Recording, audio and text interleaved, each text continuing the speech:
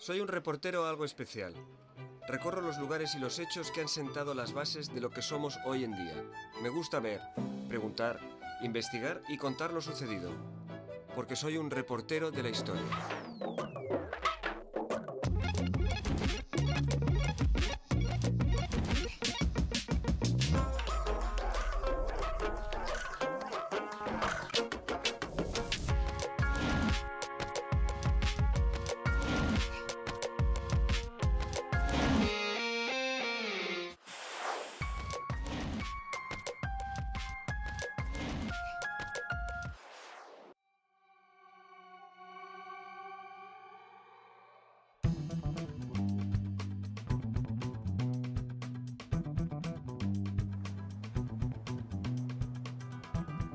Del gran personaje de hoy ignoramos muchos datos concretos.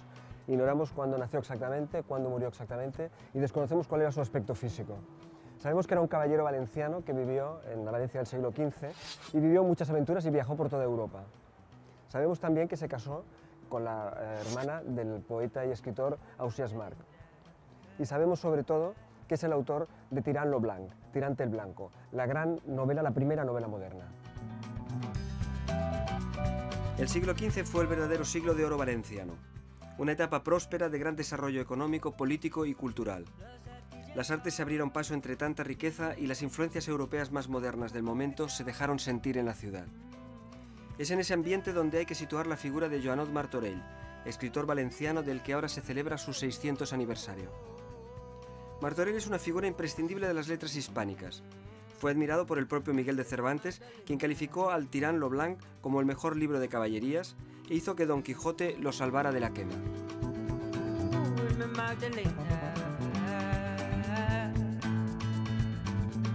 Una obra muy divertida, muy moderna incluso en su tratamiento de las figuras y de las temáticas. Es llevarse una sorpresa del arquetipo de una obra medieval que, por lo pronto, es el inicio de la novela europea actual.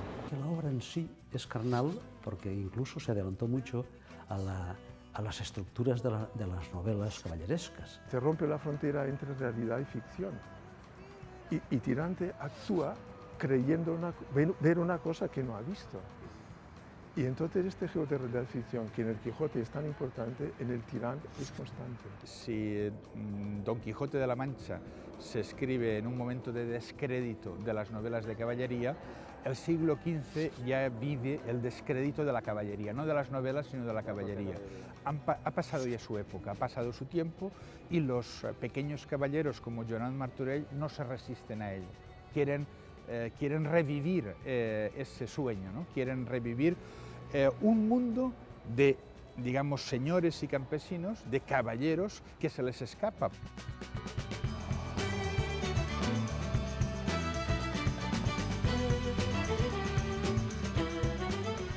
Jaume Chiner, Manuel Bosch, Albert Hauff y Antoni Furió son 4 expertos que han consagrado su vida desde distintas perspectivas al estudio de la obra cumbre del genial escritor valenciano. De su mano nos adentraremos en el complejo universo creado por Joanot Martorell en un viaje donde realidad y ficción se entremezclan en un juego de espejos apasionante.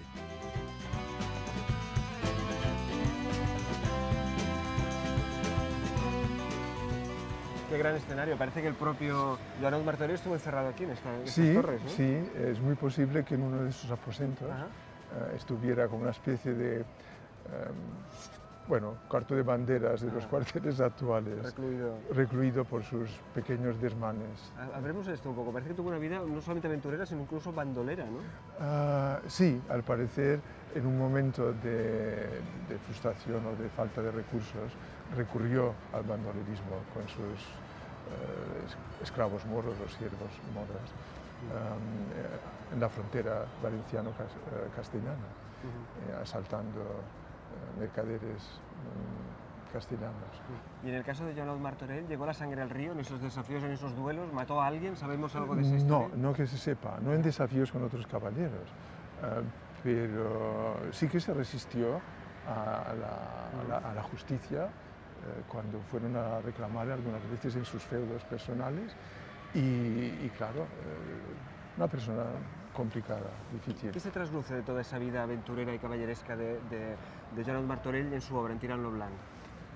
Bueno, hay que suponer que toda obra de creación es hasta cierto punto un reflejo de la propia experiencia vital, pero la obra es tan vasta y hay tal riqueza de elementos que a medida que sabemos más de él, sí que podemos vislumbrar ciertos aspectos. Lo último que me parece que es muy relevante es que se ha descubierto que además de noble, feudal, etc., fue escribano de razón.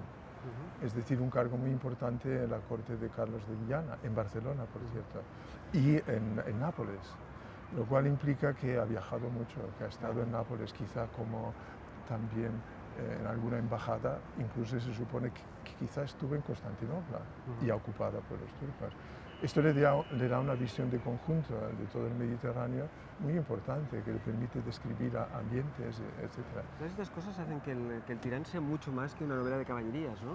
Es una novela Sí, mezclada de tantas cosas, hay historia, hay de todo. Hay erotismo, hay de todo. O sea, lo que dijo Mario Vargas Llosa, que se puede decir que es una novela de esto, es cierto. Una novela total. Es una novela total. Y no me extraña que haya causado estupor. Damas Alonso ya se anticipó al decir, esto parece del siglo XIX, esto es inaudito, y es verdad. Pero Boccaccio, el ojo, todas estas obras le dan pautas y además modelos de escritura. Y el plagio creativo que decimos. El plagio creativo, copia, canibaliza los textos, pero un lector que no sea un erudito no lo detecta. O sea, es un arte de enseñar a hablar, de escribir cartas de amor, por ejemplo, pero cartas de duelo también, de desechimiento, oraciones, sermones. En el Quijote echamos a faltar todo ese mundo erótico. Sí. Creo que sucede una teoría. Yo creo que sobre... es una gran laguna que hay en el Quijote. Pero que tiene que ver con la época en que fue escrito. Yo creo que sí. Y en la mayor represión social, la Inquisición, la presencia. Yo creo que la España del 16, del 17 se retrae más en sí misma y la gente tiene más miedo de decir y de hacer ciertas cosas. Mientras que si lees la Celestina o lees el Tirán, notas una libertad. Claro que en la Celestina hay un final moralizante que lo justifica todo. Mueren los malos. En el Tirán, pues hacen penitencia, se arrepienten y mueren como santos, que es una cosa que fastidiaba mucho a algunos cuando bajan los ángeles, eruditos, ¿no? Vienen incluso a llevarse el alma. Y sin embargo, tanto el amor cortés es una herejía y la caballería es otra herejía. Los que participan en un duelo no pueden ser enterrados en tierra santa. De modo que hay esta contradicción. El código religioso choca con el caballeresco, choca con el amoroso. Joanot Martorell fue él mismo un noble caballero con no pocas dificultades económicas. En su novela refleja la transición de un mundo medieval y caballeresco que está en plena decadencia y se ve arrollado por los cambios sociales que impulsan las nuevas élites urbanas modernas, muy alejadas del tradicionalismo nobiliario imperante hasta el siglo XIV. ¿Cómo era entonces la Valencia que vivió Martorell? Una de las grandes urbes europeas del momento, rica, cosmopolita, activa y muy populosa, casi diríamos hoy superpoblada. En su manual Vicens Vives habla de en realidad quien lo escribe sobre qué es, pero habla de 75.000 habitantes y las últimas estimaciones, que son siempre más optimistas, se acercan a ese número, contando con la población local, contando con los extranjeros, contando con los esclavos, contando con los mozos, con los criados. Es una población enorme que convierten a Valencia en la ciudad más populosa de la península. Hay que pensar que en estos momentos Barcelona puede tener 35, 40.000 habitantes y la siguiente será Sevilla, pero muy alejadas. Valencia es la gran urbe ibérica del siglo XV. ¿Y qué gente venía aquí a Valencia? ¿Qué tipo de turismo, digamos, comercial o mercantil? Efectivamente, como todas las grandes ciudades mediterráneas, Valencia es cosmopolita, es decir, aquí se encuentra gente más que de nacionalidades, porque nación todavía no existe en estos momentos. Nación significa el lugar donde uno ha nacido, ¿no?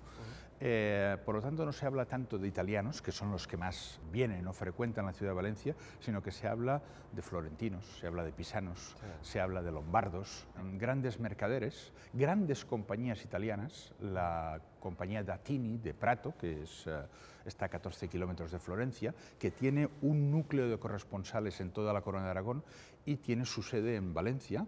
Hay alemanes, hay franceses, hay castellanos, que en estos momentos son tan extranjeros como pueden serlo los portugueses, como pueden serlo los vascos, y en menor medida, pero también hay ingleses, también hay gente del centro y del este de Europa. La verdad es que es una auténtica Babel, la ciudad de Valencia, y claro, toda esta gente trae influencias culturales. Efectivamente. Muy importantes serán los alemanes que llegan ya en la segunda mitad del siglo XV, que traen la imprenta. Valencia es, bueno, si no la primera, una de las primeras ciudades donde se instala una imprenta y son impresores alemanes los primeros en publicar libros en la ciudad de Valencia. Y había habido una manufactura de papel árabe, ¿no? Efectivamente. Hasta el siglo XIII prácticamente el soporte de la escritura en todo Occidente es el pergamino, que es muy caro porque hay que matar al animal, en fin. Sin embargo, los árabes, el papel se hace de trapo, se hace en los molinos de Játiva, que es la segunda ciudad del reino en estos momentos, y cuando se conquista Játiva en el siglo XIII, la tecnología del papel se incorpora digamos, a la cultura cristiana y desde Játiva, Valencia y la Corona de Aragón se va a difundir por toda Europa. Creo que una parte del humus intelectual de la ciudad tiene que ver con los judíos, ¿no? Sí, la verdad es que más que la expulsión de 1492, fue el pogrom de 1391, 100 años antes, lo que fue letal para la comunidad judía hebrea de Valencia. Hay tesis, quizá un poco demasiado osadas, pero que no estoy pensando en Jordi Ventura, pero no desprovistas de un fondo de razón, que atribuyen este esplendor literario de la Valencia del siglo XV a los conversos, y cómo la introducción de la Inquisición en los años 80 fue letal, porque persiguió duramente, eficazmente a la minoría conversa, y Valencia, que lo había sido todo en el siglo XV, desde el punto de vista artístico, literario, intelectual, no será nada en el siglo XVI, ¿no? ¿Cómo es la vida intelectual en la ciudad en esta época de esplendor, en esta época dorada? Es tan fecundo el siglo XV que en vez de hablar globalmente como una centuria, podemos hablar incluso por décadas, porque la cosa empieza ya desde finales del siglo XIV o principios del siglo XV con dos gigantes literarios que son Francesc Eiximenis y San Vicente Ferrer. Uno franciscano, el otro dominico, y la verdad es que los dos van a moldar muy bien lo que es la actitud, digamos, intelectual ante lo que es el crecimiento económico. Porque Eiximenis es el autor o el inspirador de la frase que ahora veremos abajo en la lonja, que más o menos, y con mucha libertad, voy a traducir como enriqueceos. Aunque eso de enriqueceos nos suena al siglo XIX, no dice exactamente eso, pero viene a decir que la riqueza no es mala, porque los mercaderes crean riqueza. Por lo tanto, la Iglesia, en vez de condenar digamos, el negocio mercantil, el comercio, lo debe de apoyar. Entonces, todo este edificio, toda la lonja, incluso esa consigna, ese programa que hay alrededor del edificio, lo que está diciendo es: la riqueza no es mala. Esto es el templo de los mercaderes. Un templo del que Jesús no hubiera podido echar a los mercaderes, claramente. Efectivamente, se hubiese sentido un poco extraño en esta casa. En este templo civil. Pero la verdad es que los habitantes de la Valencia del siglo XV se sentían muy orgullosos de su ciudad y se sentían muy cómodos con este ambiente, digamos, liberal, propicio a la riqueza, a las costumbres relajadas. Joanot Martorell refleja en El tirán el mundo en transformación que le tocó vivir, presentando con altas dosis de ironía y sarcasmo una visión humana de los hombres y mujeres de la época inédita hasta el momento. Ahora, si nos vamos al ámbito más ilícito, la ciudad también estaba contenta de tener uno de los burdeles más importantes de Europa. Uno de los numerosos viajeros europeos por la ciudad, Jerónimo Münzer, que es un alemán que visita Valencia en 1494, habla de la fama del burdel de Valencia, que está cerrado, se llama la Pobla de les Fembres Pecadrius, el pueblo de las mujeres pecadoras, con una densidad demográfica muy alta, con sus propias leyes, costumbres y desde luego pues, con una gran tolerancia. Y de lo que se extraña, hay que decir que positivamente Münzer, es de que hasta la 1 de la noche hay vida, hay bullicio en esta ciudad. ¿Y era personal local o personal importado, digamos? Había de todo, ¿no? Porque sabemos los nombres de muchas de ellas y sabemos los nombres porque no es cierto que los humildes no aparezcan en la documentación. Sí que aparecen, pero en un tipo de fuente que son las fuentes criminales, ¿no? Las fuentes, los registros judiciales, ¿no? Entonces allí encontramos a María la Castellana, María la Andaluza, es decir, sabemos que son mujeres pues, que proceden de Castilla, que proceden de Andalucía, pero hay muchas musulmanas también. Hay muchas antiguas esclavas, libertas, pero la verdad es que es un número muy elevado y lógicamente también estaba el producto local. Les voy a contarte incluso una anécdota, sí, por favor. Que es hay un personaje no tan conocido como Joan Martorell y otros escritores, se llama Melchor Miralles y es el autor de un dietario donde recoge todos los sucesos, anécdotas de todo tipo, crímenes, desgracias, corridas de toros, torneos que se celebran siempre aquí en la plaza de la Lonja, y un día cuenta que quemaron en la ciudad de Valencia a 3 sodomitas y luego apunta, dice, al día siguiente Valencia se despobló. Y no sé si eso se puede mantener o no, pero es muy bueno. De miedo, ¿no?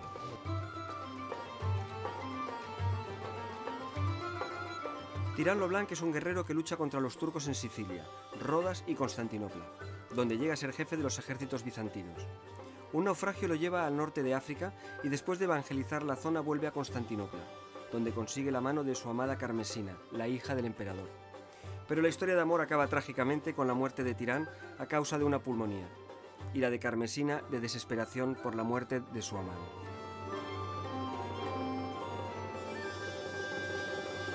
Esto es la Capitanía General, pero es un edificio que tiene bastante que ver con esa Valencia del siglo de oro, ¿no? Y con Joan Martorell. Sí, porque ocupa la sede del antiguo convento de predicadores, todavía del antiguo convento de predicadores de los dominicos. Se conserva el claustro, donde está el aula capitular, donde está enterrado Ramón Boyle. Es un convento muy importante en la vida valenciana de la época. Aquí fue prior San Vicente Ferrer y es una de las obras góticas mejor conservadas actualmente en la ciudad de Valencia, junto con la lonja y junto con la catedral. Y fueron de las cosas que actualmente podemos contemplar que vio Joan Martorell a lo largo de su vida. Podemos continuar la conversación De acuerdo.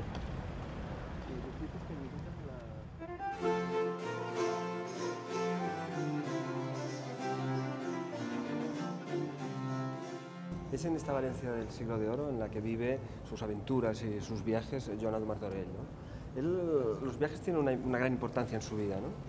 Sí, la mayoría de ellos están relacionados con el episodio, uno de los episodios más importantes y más conocidos de su vida, que es el enfrentamiento caballeresco a través de cartas de batalla y cartas de desafío con su primo segundo, Joan de Montpalau, que había tenido...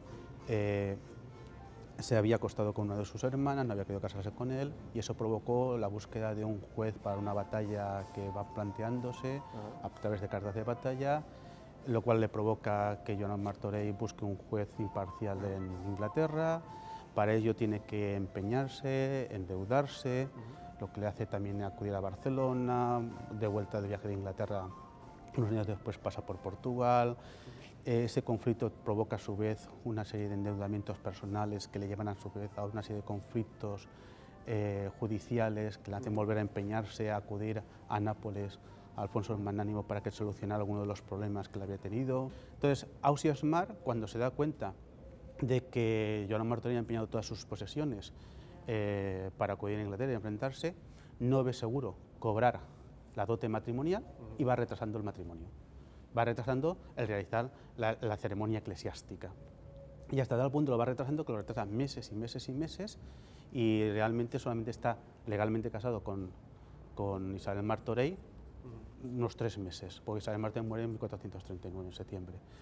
Y el conflicto es tal que incluso el otro hermano, Galcerán Martorell, que se hace cargo de la familia cuando Joanot está en Inglaterra, está fuera de la ciudad, acude hasta el rey, hasta el gobernador de aquel momento, Juan II, para rogarle que Ausiàs Marc saque a su hermana Isabel Martorell de su casa y que se case con ella, que está viéndola, que está acudiendo, que todo el mundo lo sabe, que eso es normal, pero que necesita. Y Ausiàs Marc, que tiene un sentido muy práctico de la vida y de sus relaciones matrimoniales, lo que hace es decir que no. Y hasta que no se le asegura por parte de Joan Martorell la dote mediante la hipoteca, por llamarlo de alguna manera, de parte de sus señoríos, decide no casarse.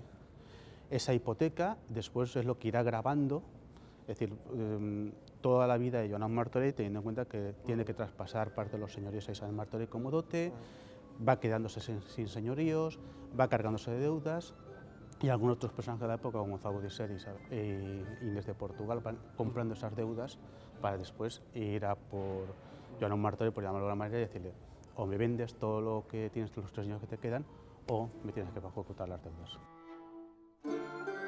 Miguel de Cervantes, diferenciando al Tirán lo Blanc de las novelas de caballería al uso, dijo: aquí comen los caballeros y duermen y mueren en sus camas y hacen testamento antes de su muerte, con estas cosas de que todos los demás libros de este género carecen.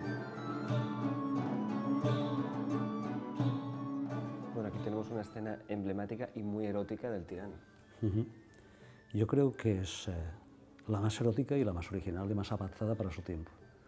Esto es una escena de trío donde ya el Tirán estaba ya muy herido de amor, que el concepto de amor en el siglo XV no era el mismo que tenemos ahora, y las mujeres son los que organizan todo el tinglado. Después de un baño de Carmesina, Plaer de ma vida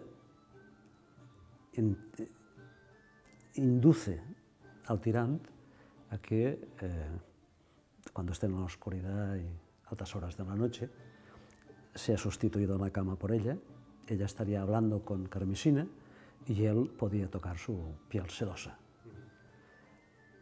Y este es el momento en que Tirán se atreve, porque era relativamente tímido, se atreve a recorrer toda su piel con la mano. Y cuando llega a las partes prohibidas es cuando Carmesina se alarma y le dice: Plaer de ma vida, no estaremos haciendo alguna cosa que no toca. Parece casi que lo hayas visto. Sí, tuve que verlo en la lectura.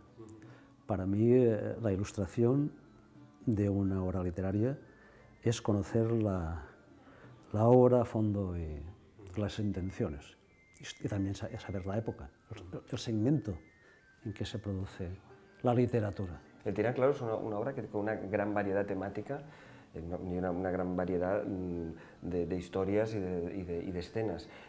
¿Cómo haces para darle una unidad a todo lo que hay en el Tirán?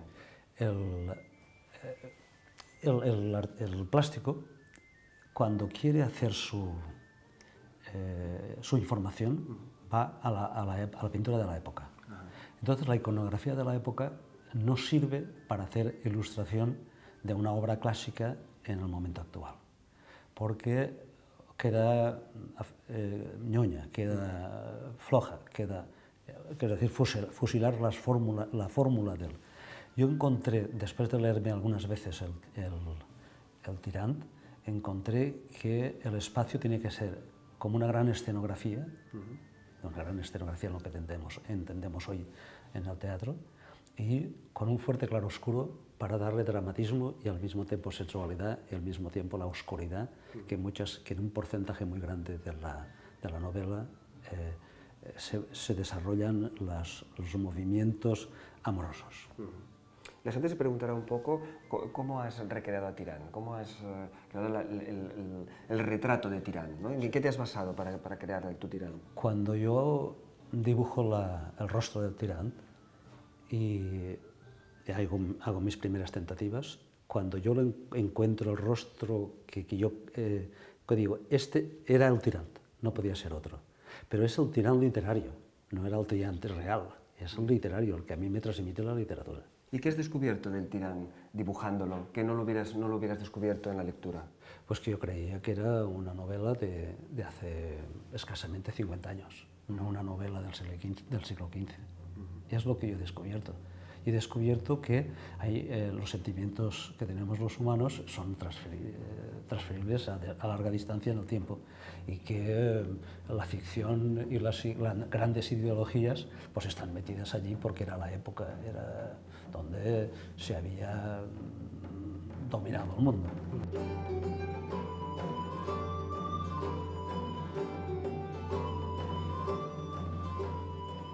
Nos has explicado cómo plástica o conceptualmente se resuelve, o sea, se afronta el tema del Tirán, pero ¿cómo se resuelve técnicamente? ¿Cómo se hace este trabajo? Esto es un grabado calcógrafo.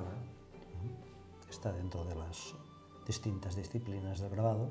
Existe este que es el aguafuerte y lo resuelto en el aguafuerte a la manera tradicional, que es en definitiva ir cruzando líneas. Cuanto más cruzas, más oscuro, y cuanto menos cruzado estás, mucho más claro. Es bonita la mezcla de expresividad, ¿no? Y al mismo tiempo de sutileza y de delicadeza, ¿no? La técnica tiene que estar siempre al servicio de lo que quieres hacer. La expresividad que dices tú puede ser o bien por medio de la línea del dibujo. El dibujo siempre tiene una construcción interior, que es la línea, y la línea es la que dice el ritmo que tiene que tener el dibujo. Todo lo demás son apoyaturas que lo que hacen es reforzar. El resultado son esos 4 volúmenes. Esta obra monumental, ¿no? Son 48 dibujos, 48 grabados al aguafuerte de distintas medidas, desde una viñeta. Empezamos siempre con un frontispicio, primero con unos medallones de los personajes que son los protagonistas de cada... Son como medallones renacentistas, ¿no? Sí, renacentistas. Es La viuda reposada y Planeta Mavida. Esto, dentro tiene el frontispicio, se abre como un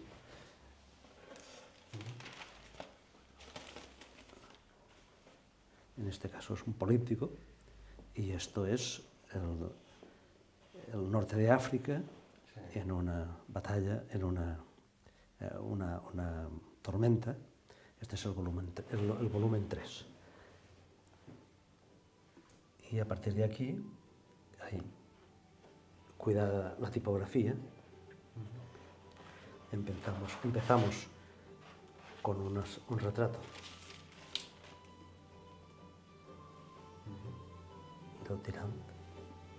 Tú no has introducido muchos anacronismos, ¿no? Has intentado ser muy fiel a la iconografía de la época. En este libro no he puesto anacronismos. En el de los más, porque he hecho unas otras ediciones del Tirán para gran difusión. Sí, para el libro juvenil, infantil, ¿verdad? Ahí así que he puesto una máquina de fotografiar y en las multitudes está uno haciendo una fotografía o se ve edificios actuales o en aquel momento estaba en Nueva York y allí donde hice las ilustraciones pues puse un ambiente de Nueva York como si fuese una ciudad del siglo XV. Tu punto de vista es muy cinematográfico, tenemos aquí casi es como una secuencia casi, ¿no? Es un plano muy abierto, ¿no? Podía ser de otra forma, no podía ser de otra forma. Yo soy una persona que lo que me hubiese gustado ser es director de cine. Director de cine. He hallado en él un tesoro de contento y una mina de pasatiempos, decía Don Quijote del Tirán. Un tesoro, efectivamente. Un tesoro escrito hace justo ahora 600 años por la pluma de Joanot Martorell, un hombre de su tiempo, pero fuera de época. Caballero pasado de hora, novelista precursor, antes que nadie. La Valencia del siglo XV se adelanta a su época. Es una ciudad próspera, una ciudad que irradia cultura. No es casual, por tanto, que 600 años atrás Joanot Martorell escribiera aquí el Tirán lo Blanc. Tirant lo Blanc es un libro que está a medio camino entre dos mundos, a medio camino entre la Edad Media y el Renacimiento, pero ya avanza muchos de los contenidos de lo que es la narrativa moderna. Avanza lo que será el Siglo de Oro. No es casual que Cervantes lo considerara el mejor libro del mundo.